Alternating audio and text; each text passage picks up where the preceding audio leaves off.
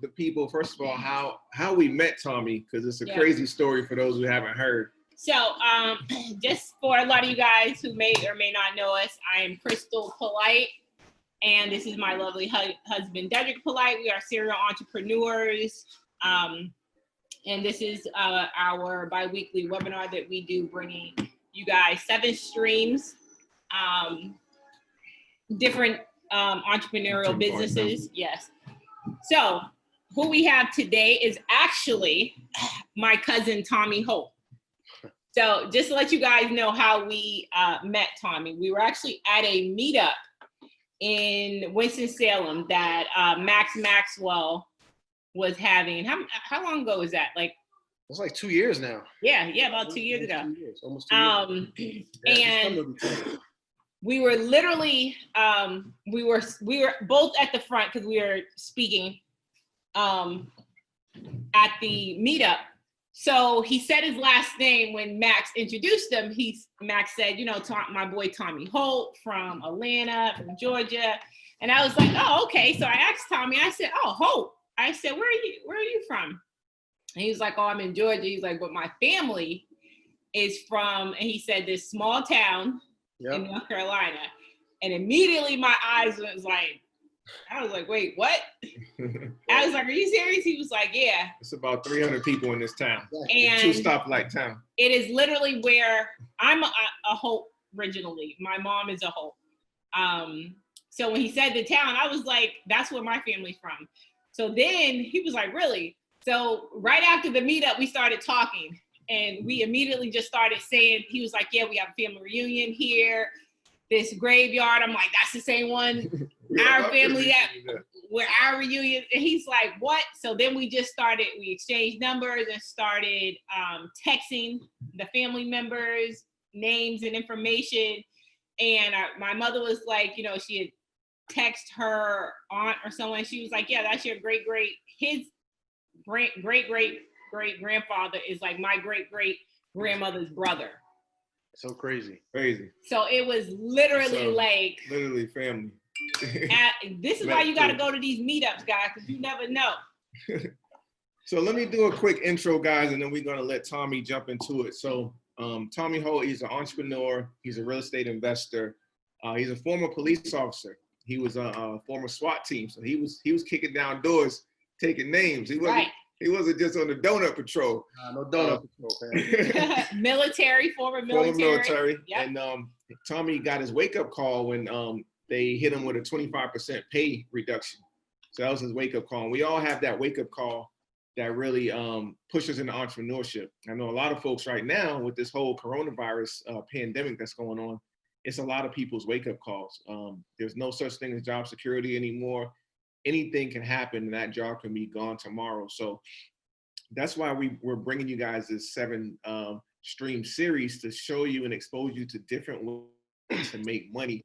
Don't have to be dependent on a job, on a W-2 income. Nothing wrong with the job, right? We both had jobs for years.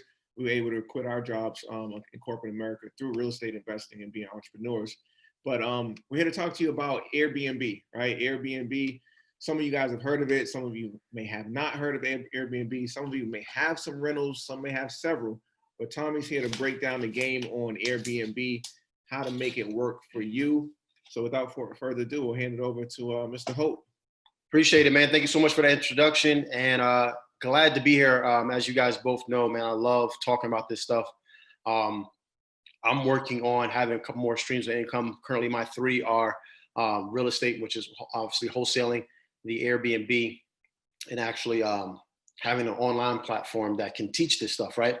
So you guys are in the perfect place to learn about multiple streams of income and having that stuff come in reoccurring. I can tell you this, and you guys can co-sign on this, man, there's nothing better than being able to sit home with your family, with your loved ones, go on vacation, and you see that payment hit. Like, oh, that felt good right there. When you're making money like that, it's like, oh, now I see how this is. And now I see how this game is played. So you guys are definitely in the right spot. And you with family. So we gonna give you guys the family. We'll get right to this thing. So first and foremost, man, we got to understand what Airbnb is. Airbnb is just nothing more than allowing someone to stay in a particular place that you have control over, or that you are overseeing, and they are paying a daily rate just like a hotel. Now, I know most of you guys know what that is, but I know what how the hotel system works. But Airbnb is a little bit different in the sense that I don't need to own a huge building in order to do this, right? So there's ways that we can get into Airbnb without using any money. And there's ways that we can get into Airbnb with losing a little bit of money. And then there's obviously the traditional way of using a lot of money. So I'm gonna start with the latter and work my way forward. So number one, traditionally what people do, and people were doing in the past when Airbnb first popped off, was that they would buy a particular house. They'd buy a house, they'd buy a townhouse, a condo, and they would Airbnb it. They would put it up on Airbnb, really short, sweet, nice little example, and some pictures, and then they would rent that place out. What that cost you typically was whatever it cost for you to actually purchase that home, which makes it very, very difficult to scale, because Airbnb, you're not making, like on a wholesale deal, you might make $20,000 on a deal. You do 2 or 3 of those a month, you're doing pretty good. With Airbnb, maybe you're only making 1,000, maybe you're making 2, maybe you're making 3, but it's not something that it's completely going to revolutionize your entire family tree, making $3,000 extra a month, okay? So you need to have multiple Airbnbs. So buying them traditionally is one way of doing it, but it's the slower route, okay? The second way is rental arbitrage, and we're going to talk about that. We're going to kind of hang our hat on that for about 15 minutes, all right? And then I'm going to go into the second half. So rental arbitrage is simply the act of finding a property that you can rent at a lower cost and looking at that and dividing it up on a daily rental rate. And then saying, if I can rent it at this cost, at the lower amount, I can sell at this point on Airbnb, the higher amount. So let me see, can I share my screen here with you guys? I think I can, right?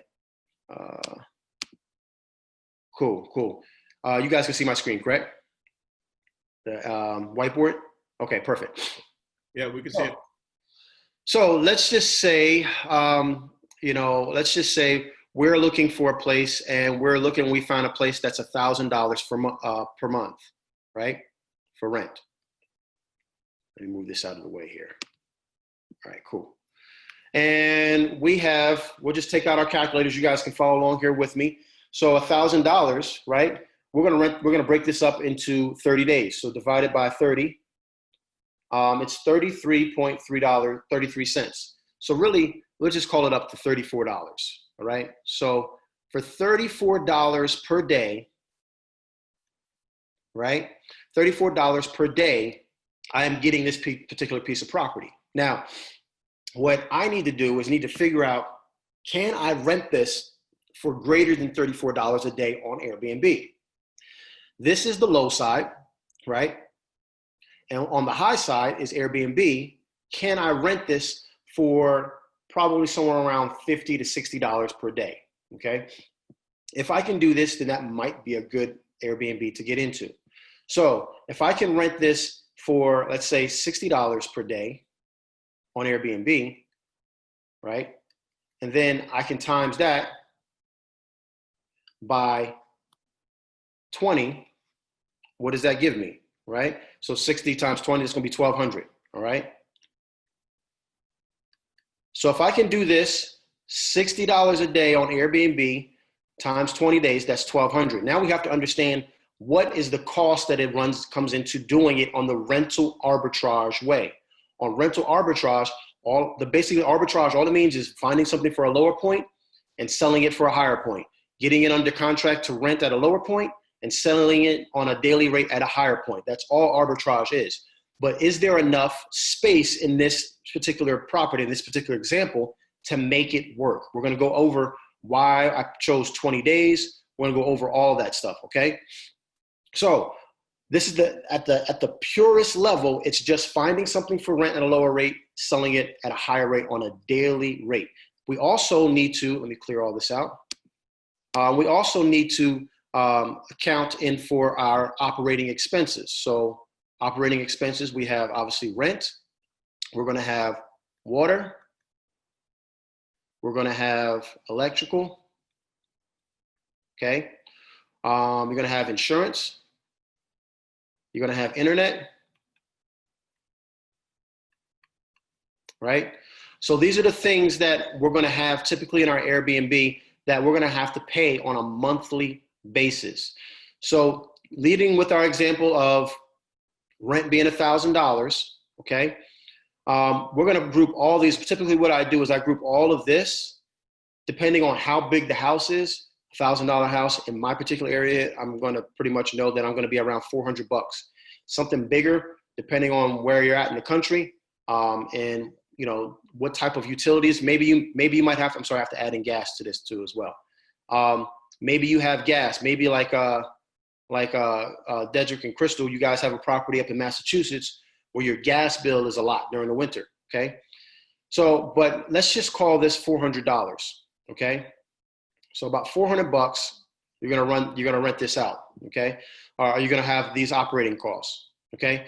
So at the end of this, we're at a total of $1,400. This is what it's gonna take us to make money on this property. So if we make $1,400, we're just breaking even, okay? Because we don't just have the rent, we have the rent plus all these other things, these operating expenses. So how do I know, should I get into this particular property or not? So let's take a quick look on how to find a good property, all right? All right, so let's go to Safari. Boom. All right, cool. So a couple of different things. Only two websites you're really gonna need in order to do this the free way is Airbnb and Zillow. Those are the only two that you're gonna need.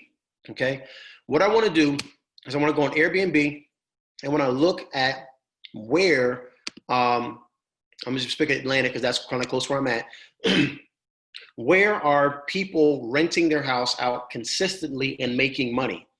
And the best way to do that is to go ahead and find Airbnb Superhost, okay?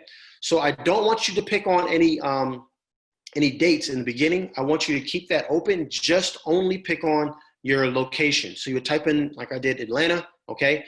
Don't add dates or anything like that. There's a reason for that, okay? Then we're gonna go to type of place. When we go to type of place, we're gonna do an entire place, all right? Do this starting off, and then you can figure out the other ones if you want to. If you want to do private rooms or whatever, you can go from there. But do this starting off, hit save. Price point, I'm gonna leave open. Next thing I'm gonna do is go to more filters. As you can see here, we wanna have our beds, baths, and bedrooms and baths set up correctly. So I'm gonna put at least 4 beds, okay, and 2 bedrooms. Why? Because each bedroom I'm gonna have at least a queen size bedroom, a queen size bed. I would honestly stick with queen size beds all the way through, okay? Then bathroom, I'm gonna do at least 1, okay? Oops, I did 2. All right, now what I'm gonna do is go here to Superhost. I'm gonna click on this as Superhost. Why? Because when I do Superhost, these are people that are proven, okay? These are people that have bookings. They're already generating income. They've been generating income. They have a good, clean track record. They have a 4.8 stars or greater. They have at least 10 bookings within a 12-month period. So these are people that are actually doing the business, right? So it says down here that it shows 300 plus stays in the Atlanta area. So I'm gonna click on that. And over here, I want you to turn your attention to the maps. So in the Atlanta area, it's showing me this amount. There's a lot more that are here. As I zoom in, move this out of the way. As I zoom in, you're gonna see that those grow, okay? So what I wanna do is I wanna find an area where I think I can find some a rental at, but also where I can see people are actually renting their property, right, and getting good returns. So let's look in this area right here. Oops, let me click back off. So as you can see, a lot of them more are popping up. When I was farther out, it didn't look like there was that many, but as you get closer and closer in, you can find more and more. All right, so we're gonna go ahead and we're gonna look for some in this area right here, just south of this main street right here, okay?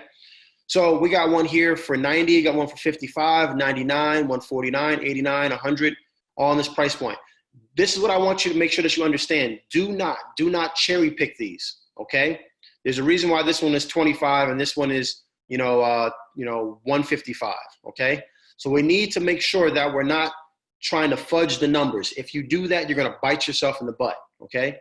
So what I wanna do is I wanna look on this 55 and this 25, and I also wanna look at this 155, right? And this 100 and this 125. I wanna see this 200. Why are they charging for 200 and this one can only charge 25 a night? Let's see what they look like, okay? So let's start off with this 25 because I'm interested in this one. This is a super host. I don't know why it's 25, but maybe they're really dropping the price low to get through this Corona thing. And let's see, he got a West End luxury smart TV in every bedroom. Let's see if this is really 25. I'm gonna hit reserve. I'm gonna do a check-in process, go through just like I was gonna get the ball rolling. And it looks like he's doing, let's go ahead and do one for here. So before I go any further, what I want you to understand is that we have to find an average, and that's what we're gonna work on right here for the next couple of minutes here, all right? What we're gonna do is we're gonna find an average. We have to understand that hotel talk, the weekends start on Friday and end on Sunday at 11 a.m., okay? So from Friday to Sunday is your weekends, and from Sunday at 3 p.m. until Friday at 11 is your weekdays, okay? So I know in normal talk, our weekends are Saturday and Sunday, but in hotel talk, it's Friday and Saturday, and then weekdays are from Sunday to Thursday.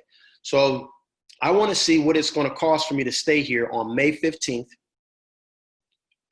and check out on the 17th. Oh, it looks like he can't do it here. So this particular person has so when you see this guy has looks like a 4-day minimum, So maybe that's why he's doing it like that. And he's charging $190 a night, not 25, all right? So let's take a look at this. We'll take a look at this right now. So $190 for 4 nights, all right? Per night. So what I want to do, I'm going to go back to my whiteboard. Let me clear this out. Make sure you guys do this with me, all right? So I'm going to go here. I'm going to go P1, which stands for property 1, okay? He's doing $190 per night for the weekends. All right? And let's see if we can go back and see what if I can get 4 days straight in a row for, let's do this one. From here straight to the 28th. So he's doing $225 times 3 nights. I don't know how he's doing his particular pricing or picking his particular pricing. He must have some rhyme or reason on it, but we'll note this one down. $225 times 3 nights. We'll go ahead and go back to here and share whiteboard. All right. 225. Actually, I'm sorry. This was erase and draw there. All right, cool. Weekend, all right? Weekend, weekday. All right, we're gonna keep repeating this process. We'll keep repeating this process back and forth, looking at other people's properties. So I wanna take a good look at this house. Obviously, this is a very nice house, okay? You can see the properties, the pictures here. Now I'm gonna go back out of here to where we started at, right? So that one was 25, which obviously wasn't $25. I don't know how he pulled that off, but that's how he got you to click on it. Let's take a look at this $55 one and see what they're doing. All right.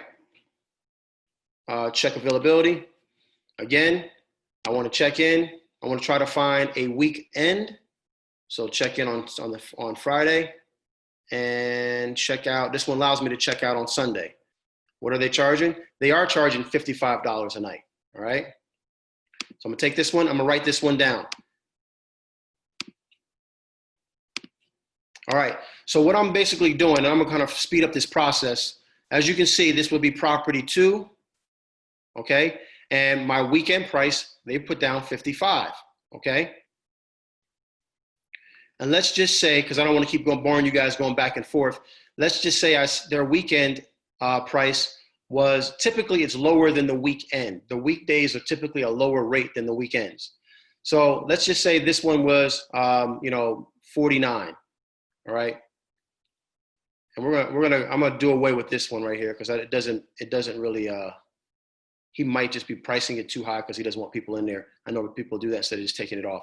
And they say if I get lucky and someone books it for this amount, then cool, but I really don't want nobody staying in there. So let's say property one was $70 on the weekend.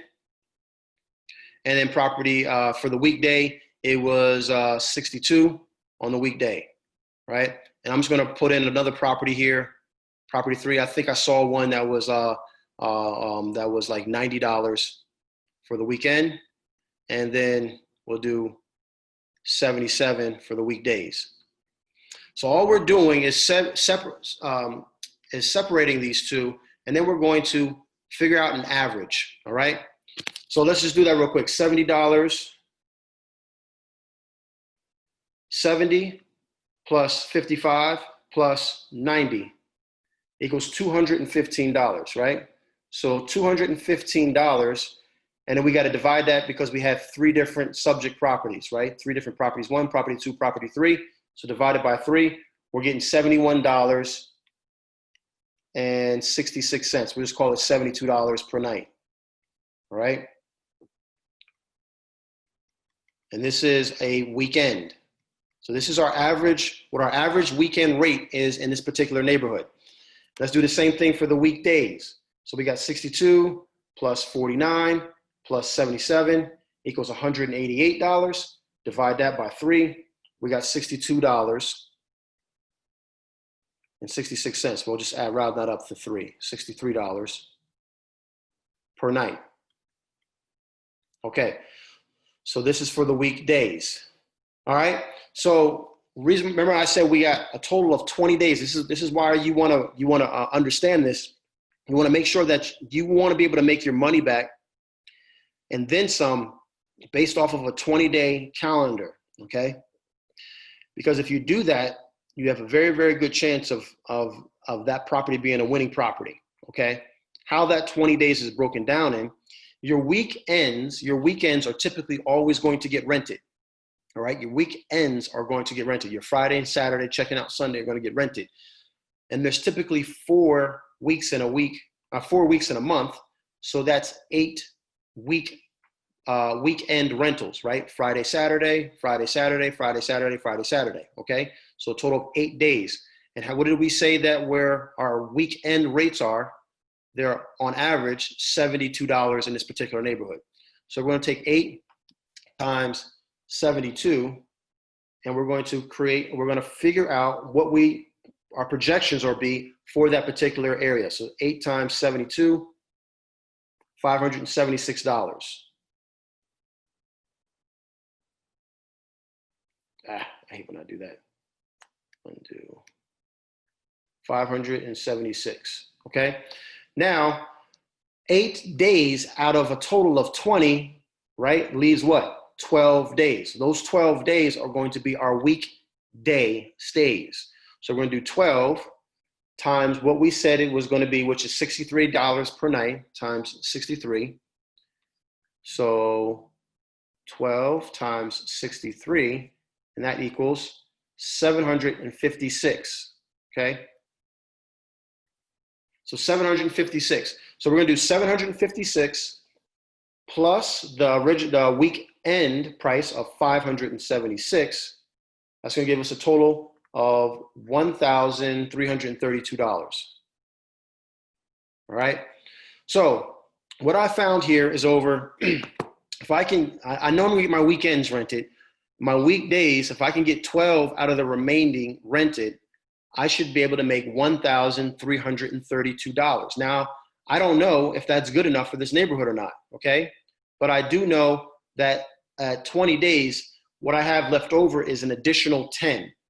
What I'm going to talk to you guys at the very end is out of the additional 10, you should be able to get at least 5 to 7 of those days rented for additional income. And I'm going to show you how to do that. It'll just be at a decreased rate, but I'm going to show you how to do it and when to do it. But right now I need to know, can I make money, and is it worth my while? I don't want to just break even. I want it to be worth my while at this 20-day evaluation. Okay. So let me pause real quick. Stop. Is everybody following me on this? If you can't put a 1 in the chat, let me know if you guys have any questions with this so far. Any questions? Everybody good? Yes, 1 in the chat. 1, 1, 1, 1. Cool. All right, perfect. Easy math, right? All right, perfect. So now that we understood that off of a 20-day rental based off of these numbers that were just kind of pulled out, because I could have kept going back and forth and getting real numbers, but it'd have been tedious. You guys get the point, right?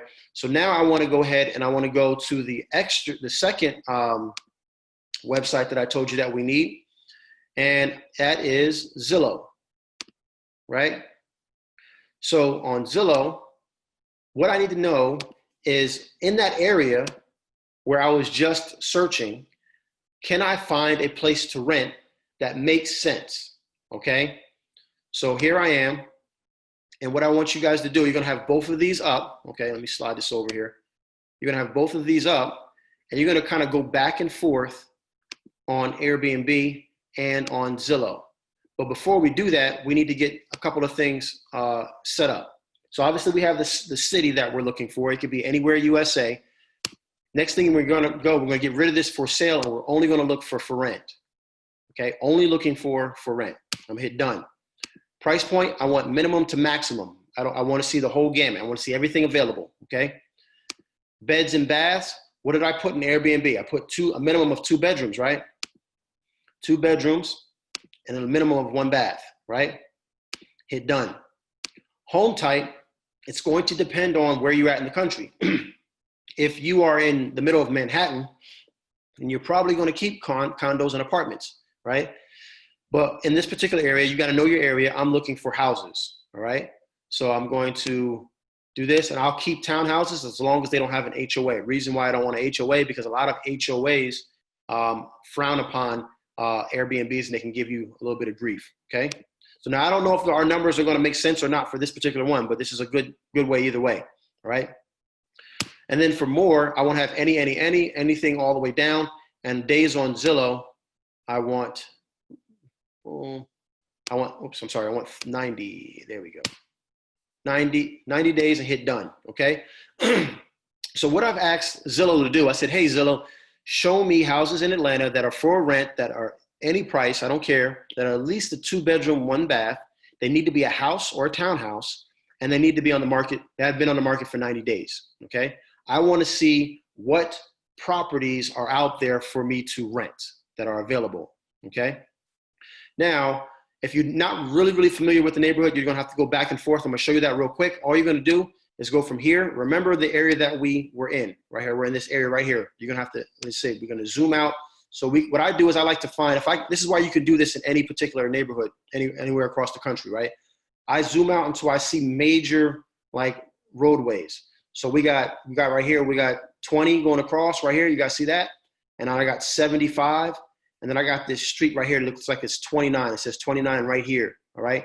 I was looking in this particular neighborhood, right? There's the one that for 55. There's the one for 25, right? 69, 95. So I was looking in this particular neighborhood. So all I'm going to do is I'm going to go to Zillow, because you can't just click on here and get the address and pop it into Zillow, right? So we have to use the map to our advantage, okay? So I'm going to look for these major roadways and then slowly but surely zoom me in until I can find that exact same neighborhood. So first thing I'm looking for is 20. All right, so remember 20's here, here's 85, so I'm getting close. And I see that street that kind of veered off here, so I'm going to zoom in a little bit more.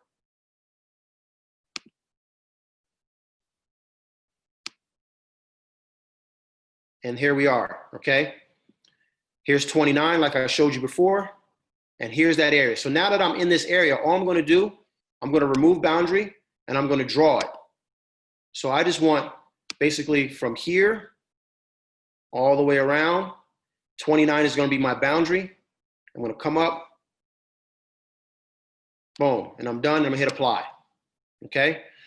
So again, I just told Zillow in Atlanta, in this particular area, for rent, any price, 2-bedroom, 1 bath, house or townhouse, on 90 days for Zillow, this is the area that I want you to pull from me, Zillow. Don't show me anything else, okay? Now I can go ahead and zoom in, and I can look at what are houses renting for in this particular neighborhood. Now I see some up here for 1,200, all right? I see some, and then we can sort it from low to high in this particular neighborhood. So we got anything from 915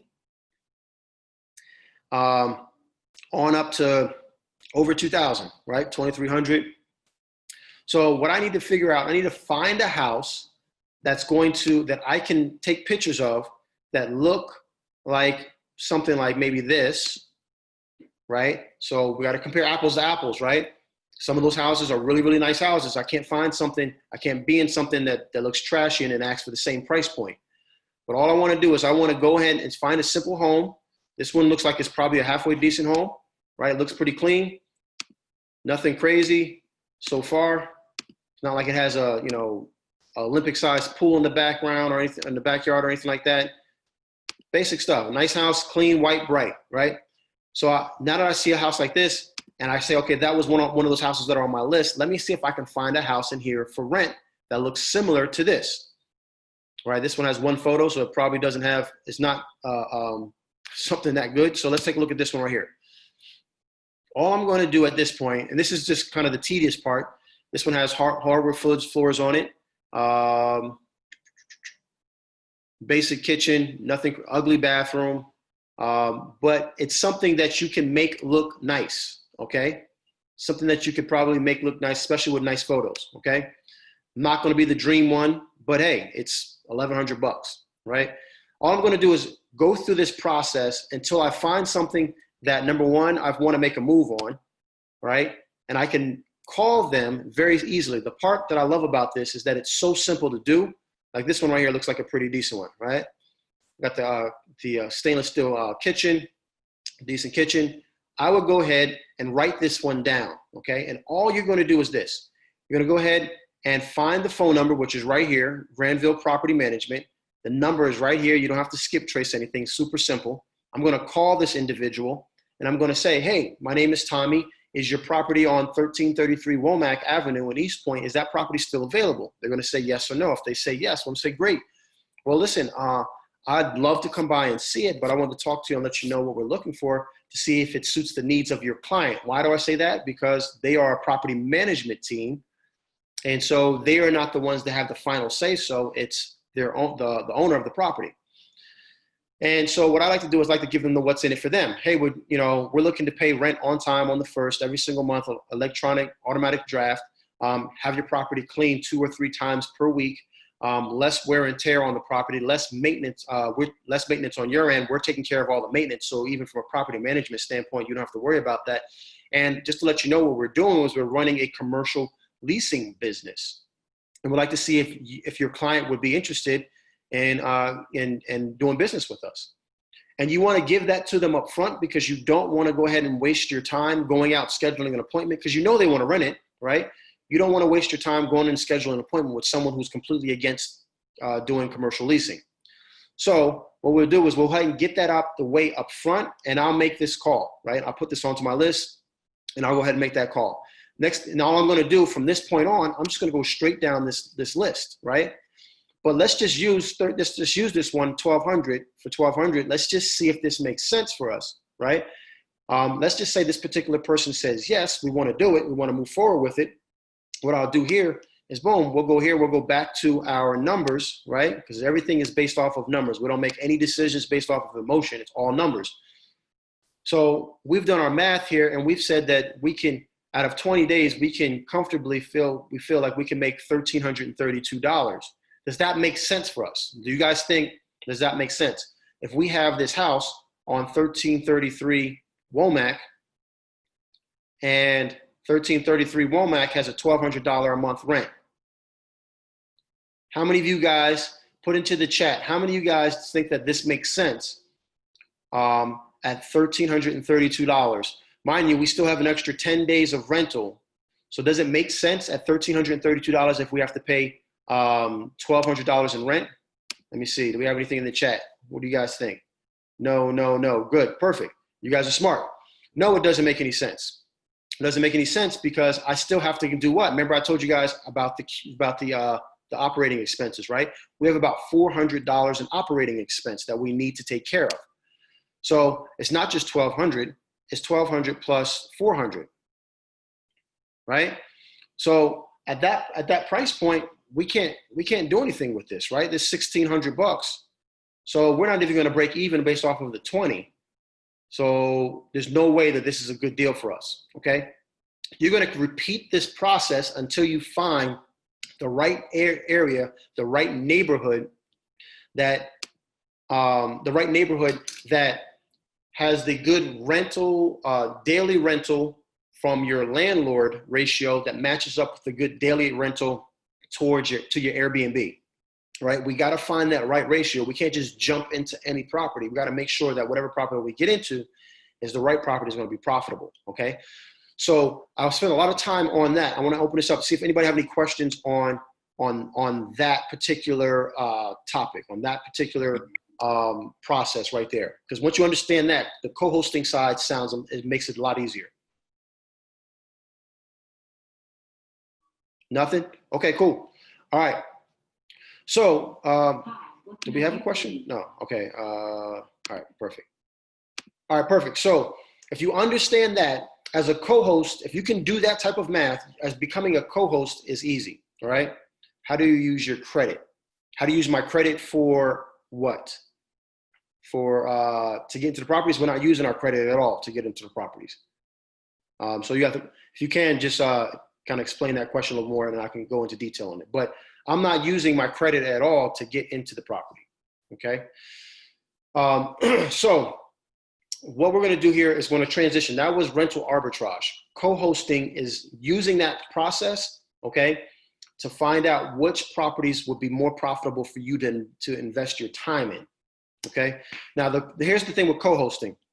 So with co-hosting, you don't need to get into any of your, with co-hosting, you don't need to actually rent the property out at all. So in rental arbitrage, we're actually getting a lease in our name. We're actually getting the gas and electric bill in our name. And we are actually responsible for those bills, that lease, that rent, the gas bill, the electric bill, all that. When you do co-hosting, what's happening is this.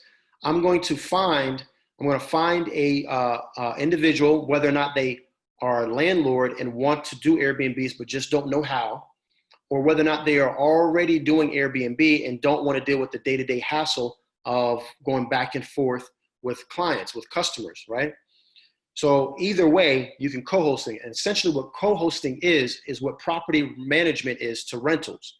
So if you have a 20-unit apartment complex, the owner of that apartment complex, 9 times out of 10, probably does not want to deal with the day-to-day business of dealing with tenants. So what they do is they hire a property management team to take care of the maintenance, to take care of all the complaints, to get people in there and do the leases, all those things. Co-hosting is the exact same way, but for Airbnb. What co-hosting happens though is that your job is to handle, the check-ins, right? You're going to handle check-ins.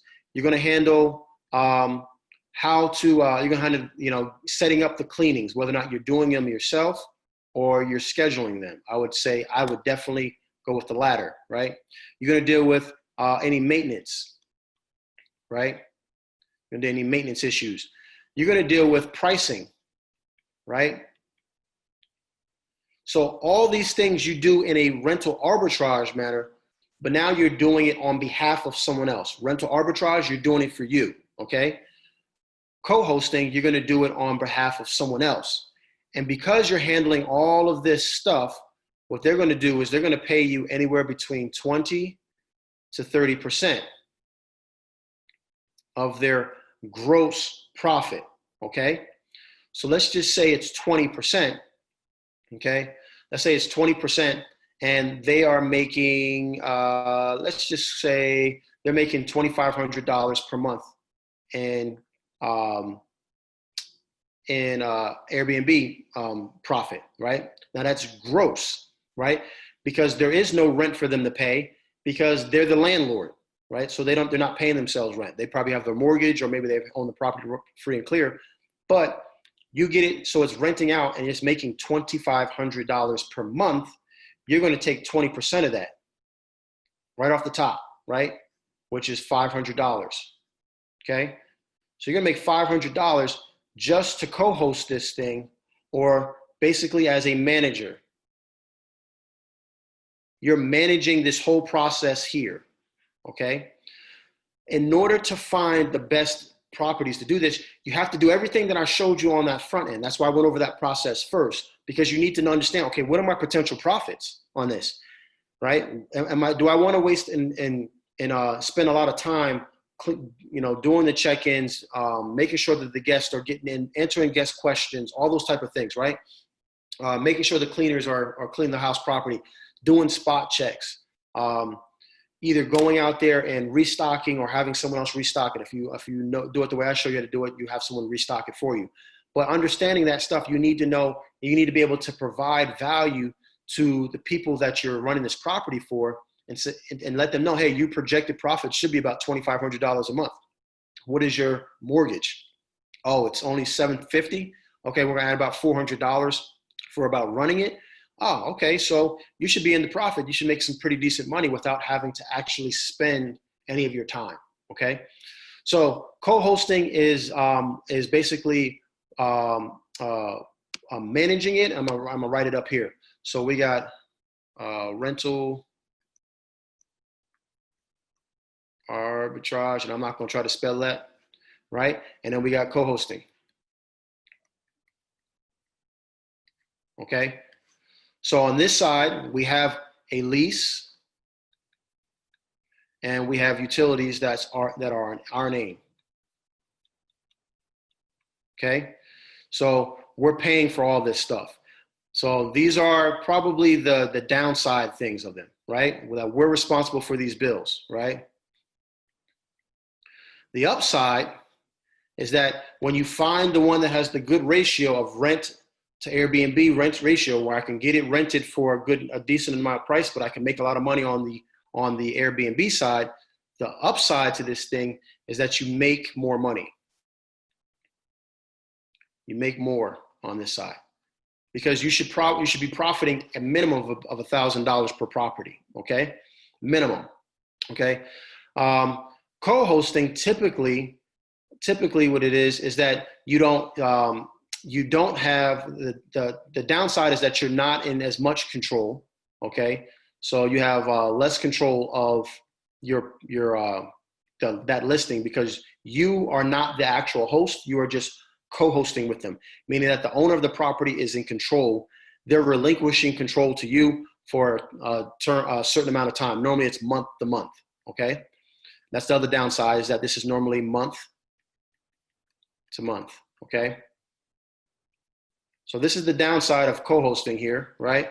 The good side of this thing is that you have little to no risk. Little to no risk. Because where this is, you have the lease that you're gonna have to pay for. So let's say it's $1,200. You got first and security, that's $2,400. First month plus security, right? $2,400. Plus you're gonna have to put up utilities. And if you're in the same area, a gas company or electric company might say, hey, man, you have a whole bunch of properties with a whole bunch of utilities. You might have to put a deposit down for your utilities as well. All right. You're going to have to furnish it. All those things, you're going to have to spend money. It's going to cost you about $5,000 to $6,000, maybe $7,000, depending on what part of the country you're in, to get into a rental arbitrage situation. Co-hosting, the owner, which is another side, the owner is going to furnish. Owner furnish, right? So it's their business. You're just helping them run their business more efficiently, okay? So these are the breakdowns between the two. Let me stop right now and see if we got any questions, because I think we're running low on time. We got 12 minutes or so. Let me see. So Tamara says, how do you get into properties without credit? Will utilities be in your name? So Tamara, I kind of segued into that. So that's a good question. So if you're doing rental arbitrage, then yes, it will be in your name. If you do co-hosting, then no, it will be in the property owner's name, all right? So does this part require overhead? Are you talking about the rental arbitrage way? The rental arbitrage way does have overhead because, like I said, you have to get into the property, which is now your overhead is going to be rent. Your overhead is going to be utilities. It's going to be, I wouldn't suggest cable. I would just do internet. And you're going to have insurance. Those are all going to be overhead, right? But the co-hosting way, the overhead is passed on to the the person who actually owns the home, the landlord or the person who's doing the Airbnb. You're just managing that property. All right. So what does the contract for co-hosting look like? So it's very, very good question. So contracting for co-hosting is super simple. It's a month-to-month. It's a month-to-month agreement. And what that basically, all it's basically saying is that you're operating on a month-to-month process. Let me see if I can pull one up. It's kind of hard to do all this stuff where. Hey, Tommy, I think we got a hard stop, right? So we'll just dive into the Q&A. Okay. 10 minutes. Go ahead and do that. Go back to Zoom then.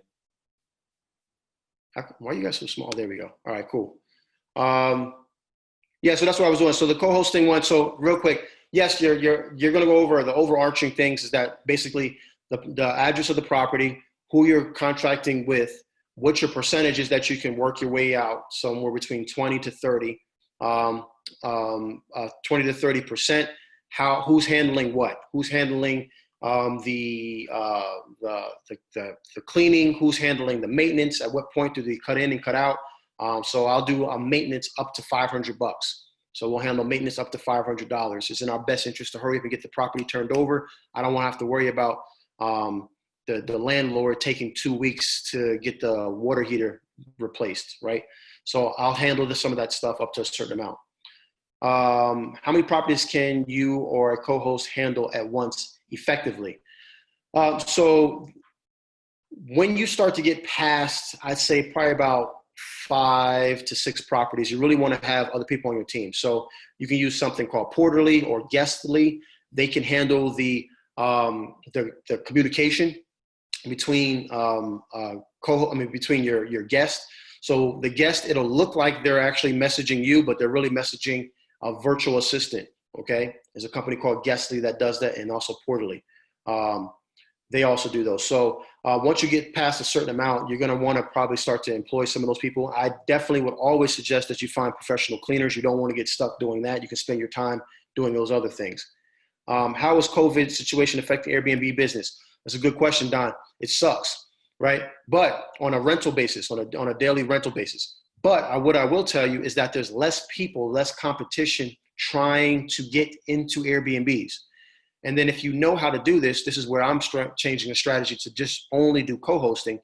I find someone that is running an Airbnb, but running it inefficiently. They don't know how to run it, okay? Especially in this time. This is a time where I could probably get into and say, hey, let me take that off of your hands. I'm a super host. I know what I'm doing. I know how to price this thing correctly. Yeah, the situation right now is looking a little rough, but eventually people are going to come back to traveling and you're going to get properties in there. And then I'll at least make sure that you're covering whatever their expenses are. But remember that I'm only saying that because I've done the math, right? I've checked it out. You got to understand that big portion because you have to make sure that you're in a good space. So once you can find those type of people, you're going to find a lot more people and be willing to do that now than beforehand. Okay. So that's a good thing. We appreciate you sharing the numbers, Tommy, because like you said, it's not emotions. Real estate and business is about the numbers. And Absolutely. A lot of people get in over their heads when they rent these properties. So knowing what the average, daily and monthly rent is and how much your break even is critical to this. Someone else put a question in the other Q&A section. They said, have you pivoted your Airbnb business with the current state of the economy? Have you pivoted your Airbnb business with the current state of the economy? Yeah, so that kind of goes with the last question with the COVID, right? Yep. So what we're doing now, obviously, we're competing on price, right? Prices are lower. We're driving more people in. I just got the person that's in my house now. One of them they've been in there. I think they just extended. I think they're going now on almost 12 days now, right? What I'm seeing is that we're finding workers that are coming into the city. Yeah. Right? Because we just got was workers who are coming in to do work. Exactly. So you have to understand that these workers are coming in on contract. They're getting paid probably daily, right? Yeah. So knowing that, you just have to make sure that you price it at a point where they can still eat. Because what happens is that let's say they get a $70 or $100 a day stipend, right, to cover their food and rooming, or their room and board. They want to pocket some of that, right? They want to pocket some of that. So there's really a group of them, 4 or 5 guys. So correct. Yep. Yeah. So the group that we have is like we have some guys that have like this big truck. I drove past the house. They have like some big like vacuum truck that they're doing stuff on the streets with and stuff. And then we have some, one of the properties we have traveling nurse, right? Mm-hmm. So being able to cater to those particular properties, to particular businesses, you're going to have to kind of compete on price. All right. So we dropped our price, and then we're getting people in there. Not as much as we were before, but we are getting people in there. So that's what I would do on that for sure. And also, I'm sure you know about this, but Airbnb is reimbursing 25%? Yeah. The lost bookings. Like, a lot of people lost bookings. We had about 8 or 9 cancellations once coronavirus hit and everybody stopped traveling. But Airbnb is reimbursing 25% of those lost revenues. Yeah, they're going to have to, because they're looking their future. They're looking at the future. They're like, man, if all our co-hosts go during this time frame, we have no business. So it's a good move on their part. I think they were planning to go public soon as well, but I think that got pushed back. But I'm definitely going to buy some Airbnb stock when they do go public. Oh, yeah. I don't think they're going anywhere. No, they're not going anywhere. Cool, man. Appreciate that, Chad. Thank you so much. Got any one last questions or anything like that, or anything else you want me to cover real quick?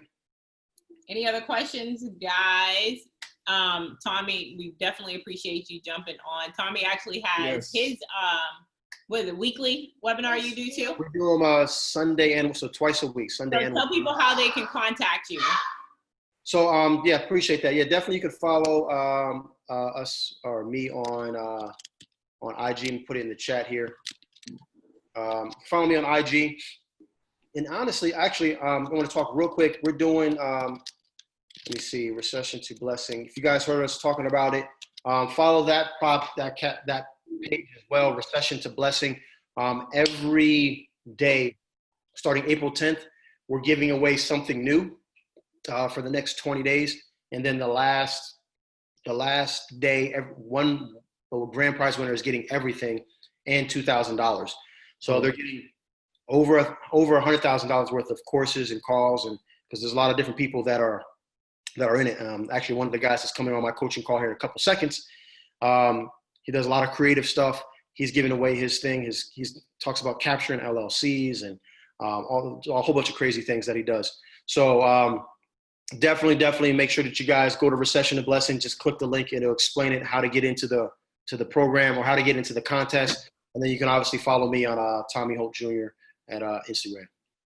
Well, we appreciate you, family. Thank you so much. And just so you guys know, anyone who's really interested more in short-term rentals, real estate, Tommy has a ton of educational courses as well. So make sure you look at that on his Instagram. He actually has a course on Airbnb, which we've also taken. Yeah, we went through. And it's amazing. Helped us so with our listings. Definitely make sure you check out his Instagram to see what all he offers. Appreciate that. Thank you so much. Thank you, guys. Thank you, Tommy. All right, no problem. Hopefully see you guys on the call. I'll be on. I'm logging in. All right, cool. All right, y'all have a good night. Have a good one, everyone. Peace.